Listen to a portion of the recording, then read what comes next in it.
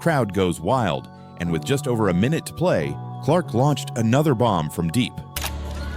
Here's Clark firing. Hey! Back-to-back threes that silenced the haters and sealed the win. Therefore, this wasn't just a win, it was a statement. Caitlin Clark didn't just beat Angel Reese, she exposed her. The difference in composure, skill, and leadership was undeniable. And just when it seemed like the rivalry had reached its peak, something else happened. With the final buzzer echoing through the arena, the scoreboard told one story. Indiana Fever, 93, Chicago Sky, 58. But the real story? That was playing out off the court. Because while Caitlin Clark walked off the floor with a triple-double and the spotlight firmly on her, Angel Reese was left staring into space, frustrated, furious, and maybe, just maybe, outmatched. Caitlin Clark isn't just another player. She's the one selling out arenas, the one breaking preseason viewership records, the one dragging a struggling franchise into the national spotlight. And yet, she's getting hacked, grabbed, and shoved without consequence. She's the only player in the league that gets picked up three-quarter court by everybody. And people are saying it's because of a lack of skill she gets picked up three-quarter court. Absolute madness. Absolute madness. But it's just a crazy situation. And like we all saw, Caitlin did not shoot a free throw. Caitlin got fouled one time against Brazil. And Brazil were hacking her. Like, Brazil were literally just going and hacking Caitlin. Every time Caitlin, did anything, they were just fouling her. Because they knew they couldn't do anything else, so they hacked her. Therefore, if you think this was just another regular season matchup, think again. What happened between Caitlin Clark and Angel Reese might change the WNBA forever. Not just because of the final score, but because of what it revealed about two of the league's biggest stars. And by the end of this story, you'll understand exactly why this feud is about more than basketball. It's about legacy, power, and who gets to own the spotlight in the new era of the WNBA. From the very first possession, this wasn't basketball, this was war. And the first shot fired, it came from Caitlin Clark. With the Sky up early, Clark was fouled on a hard drive to the rim. Here's Clark working through some contact. Clark diving in, gets the whistle. She didn't flinch, just stepped to the line, nailed both free throws, and stared down the Chicago bench. And the refs, they let it happen. But that's not the worst part. The WNBA is physical, and she just needs to get over it. Let's watch the play here. To reset things. As you can see, she dribbles over to the wing, pushes off a little bit, and hits that three. Now, if you slow things down and if you actually go frame by frame, you can see that Pow Pow had two hands on Caitlin. It wasn't just a one-hand hand check. She was kind of grabbing her with two hands. Instead of calling out the defenders for physical fouls, the internet turned against Caitlin, accusing her of pushing off, flopping, and needing to toughen up. She's going up against Pow Pow, and she does a step back three, she hits it, but the internet is going wild for this because they are complaining about her pushing off with her left arm. Because here's the uncomfortable truth. Every great player uses a forearm to create space. Every elite guard sheds defenders with a little shoulder bump. When anyone else does it, it's called veteran craft. The WNBA referees are terrible. The one-sided calls against Caitlin are so obvious and disgusting. They're ruining the game. If the referees do not get this whole situation together with this Caitlin Clark thing, fans is finna stop watching this sport. When Clark does it, it's flagged as dirty. Therefore, it's not just about officiating, it's about bias. Clark is the most watched, most followed, most talked about player in the WNBA, and that attention has brought jealousy, resentment, maybe even retaliation. But here's the real twist. It's not just refs letting her down. It's the narrative around her that's making things worse. Caitlin Clark haters things are so funny. It's like, oh, the only reason Caitlin Clark shoots from 30 feet is because she knows if she tried to shoot from anywhere closer, she'd be found out for a lack of skill. And I'm like, are you okay? Oh, are you okay in the head? And I saw this conversation going on. People were like, being like, yeah, you're right. And I'm like, you just said she chooses to shoot from 30 feet because of a lack of skill. And teams guard her three-quarter court. She's the only player in the league that gets picked up three-quarter court by everybody. Every time she fights through a grab, it's called dirty.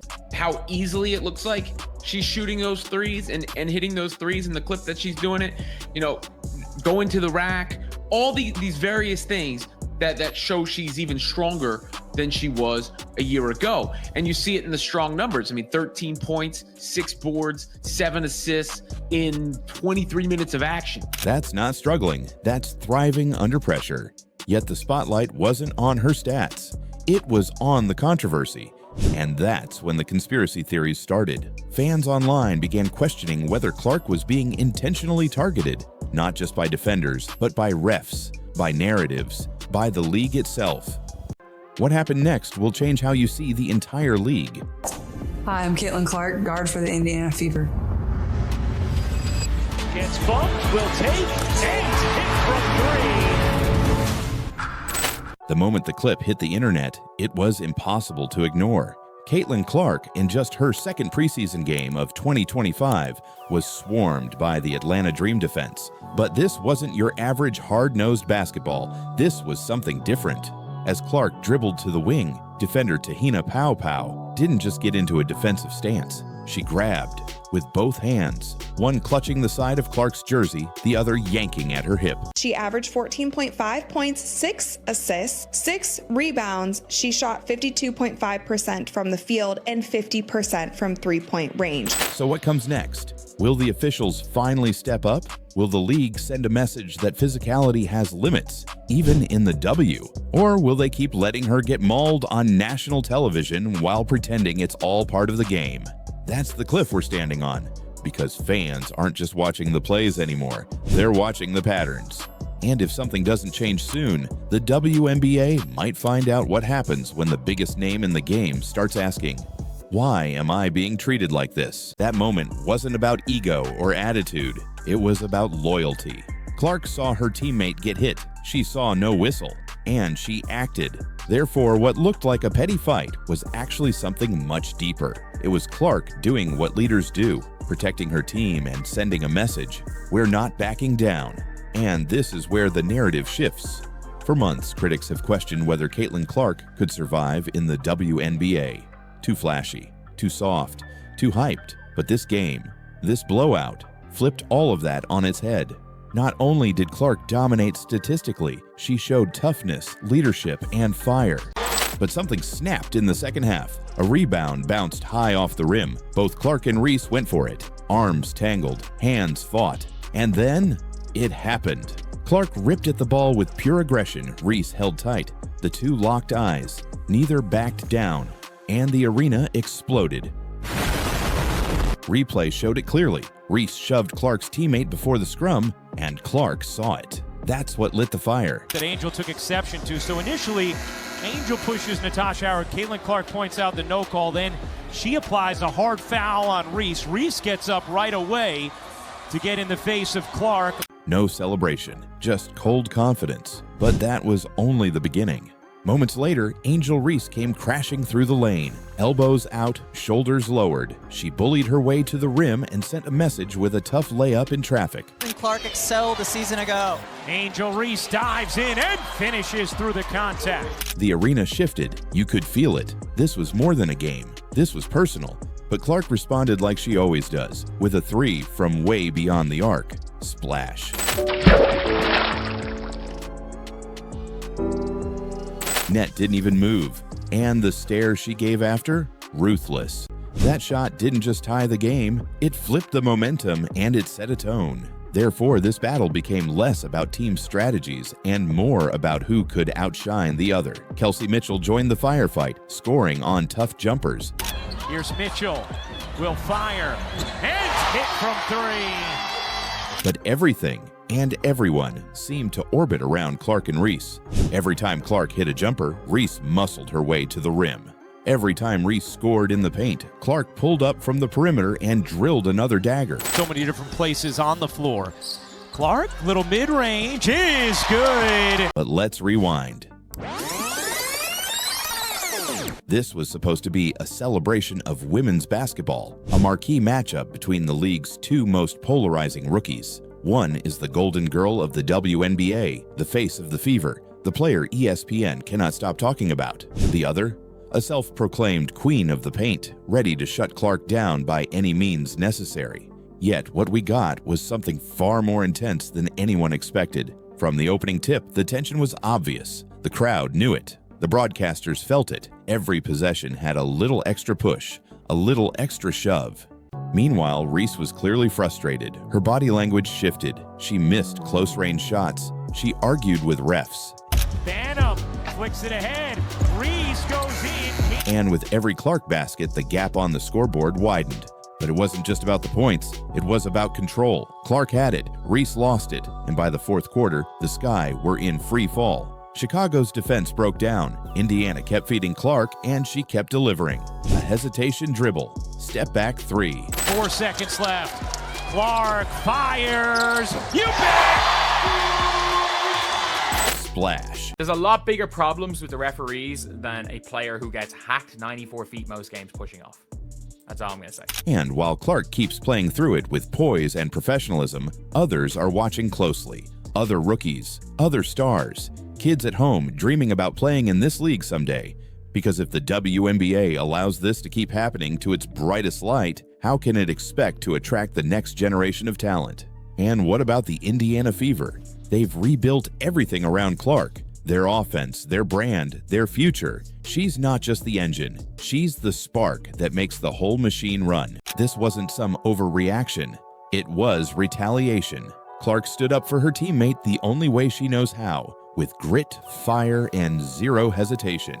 Therefore, the refs hit Reese with a flagrant one. The internet divided. Some said Clark flopped. Others praised her intensity, but no one could deny the electricity that moment brought. And through all of this chaos, Clark kept playing her game.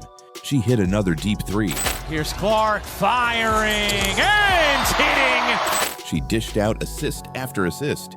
She ran the offense with poise most rookies can only dream of. Caitlin Clark buried a three from the logo just minutes into the first quarter, and you could almost feel the fuse light.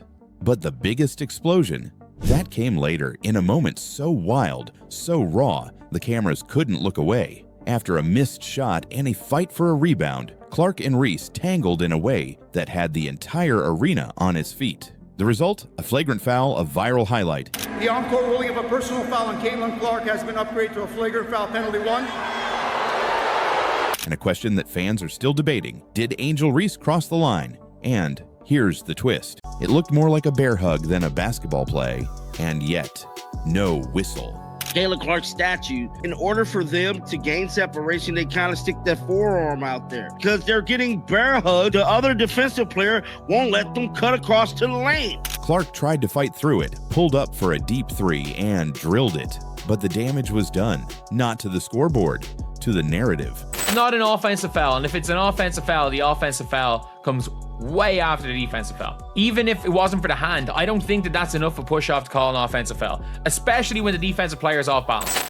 I'm not sure what the refs saw to upgrade it, and that's up to their discretion after watching the initial whatever happened. This wasn't just a game. This was a statement, a battle, a brawl in sneakers. Caitlin Clark versus Angel Reese. The moment the entire WNBA had circled in red. And what happened next will shock you. Because Caitlin Clark didn't just win, she dominated, she humiliated, and just when the dust seemed to settle, a flagrant foul, a heated standoff, and a stare down at half court sent the entire league into chaos. So here's the question, did Caitlin Clark just take the crown? Or is Angel Reese about to come back stronger than ever? The Caitlin Clark push-off situation is something that we have to talk about because everyone is going mad about it. New footage just dropped, and what it shows will shock you. Caitlin Clark, the face of women's basketball, was double grabbed, hip checked, and hacked in a single play. This is another year and another case of WNBA referees not making the right calls when it comes to Caitlin Clark. But whatever the reason, the WNBA is playing with fire because Caitlin Clark isn't going anywhere. She's only getting better, stronger, sharper, and if the league doesn't evolve with her, it's going to get left behind. So So in 2024, she averaged 16.5 points per game, 4 assists, 5.5 rebounds. She shot 37% from the field and 31.8% from three. Now, if you look at her preseason in 2025, she only played 2 games in this preseason, and one was against that Brazilian national team. She played 21 minutes.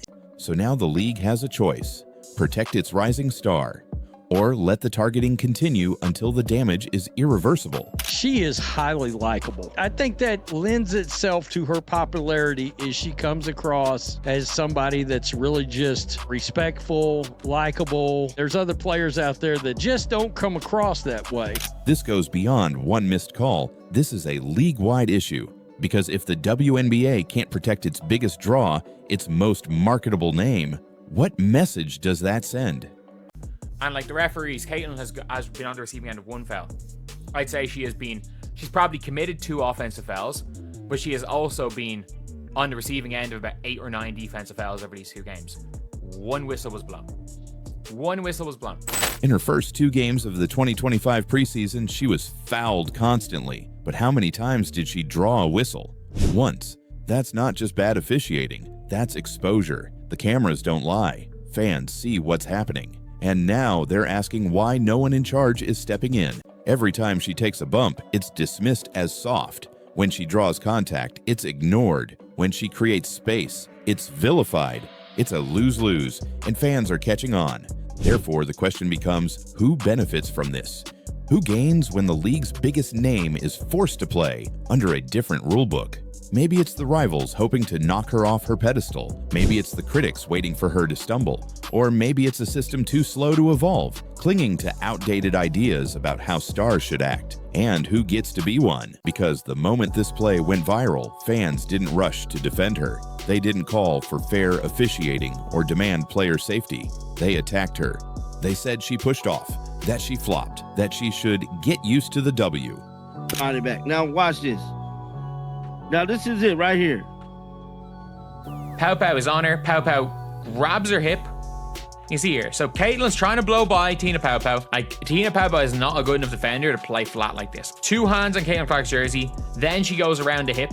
The moment went viral. Cameras caught Reese refusing to shake hands. Clark, calm and collected, walked back to the bench, barely reacting. Reporters asked about the flagrant foul. Reese brushed it off. Just what you saw on that play, how you interpreted what happened. Basketball play,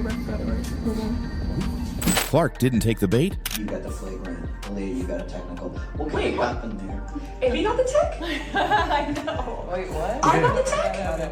Oh, first of all. That Angel took exception to. So initially, Angel pushes Natasha Howard. Caitlin Clark points out the no call. Then she applies a hard foul on Reese. Reese gets up right away to get in the face of Clark. This wasn't some overreaction. It was retaliation. Clark stood up for her teammate the only way she knows how, with grit, fire, and zero hesitation. Therefore, the refs hit Reese with a flagrant one.